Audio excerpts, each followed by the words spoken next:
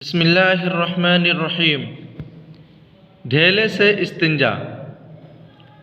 استنجا کہتے ہیں پیشاب یا پاخانہ کے بعد مٹی یا ڈھیلے یا پانی سے پاکی حاصل کرنے کو۔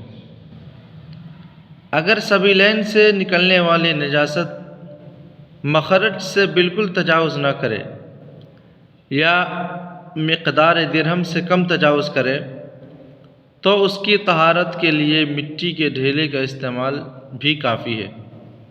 اس کا مطلب یہ ہے کہ آگے اور پیچھے کے راستے سے نکلنے والی گندگی اگر اپنی جگہ سے ہٹ کر دوسری جگہ نہ لگے یا اگر لگ گئی تو درہم کی مقدار سے کم ہو تو پھر اس کی پاکی کے لیے مٹی کا استعمال کرنا کافی ہوگا، پانی کا استعمال ضروری نہیں ہے۔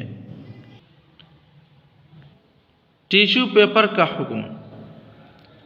جو حکم ڈھیلے سے استنجا کرنے کا ہے وہی حکم ٹیشو پیپر کے ذریعے استنجا کرنے کا بھی ہے، اس لیے کہ یہ پیپر لکھنے وغیرہ میں استعمال نہیں ہوتا بلکہ اسے استنجا وغیرہ ہی کے مقصد سے بنایا جاتا ہے۔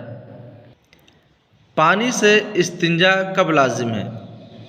استنجا کہتے ہی ہیں پیشاب یا پاخانہ کے بعد مٹی، ڈھیلے یا پانی سے پاکی حاصل کرنے کو۔ اگر نجاست مخرج سے 1 درہم تک تجاوز کر جائے تو پانی سے ازالہ نجاست واجب ہوگا، یعنی اگر گندگی اپنی جگہ سے 1 درہم کے قدر لگ جائے دوسری جگہ پر تو پانی سے اس گندگی کو دور کرنا ضروری ہوگا۔ ڈھیلے وغیرہ کا استعمال کافی نہیں ہے۔ ڈھیلے اور پانی کو جمع کرنا سنت ہے۔ بہتر اور مسنون ہے کہ استنجا میں اولاً ڈھیلے وغیرہ کا استعمال کرے، اس کے بعد پانی سے طہارت یعنی پاکی حاصل کرے۔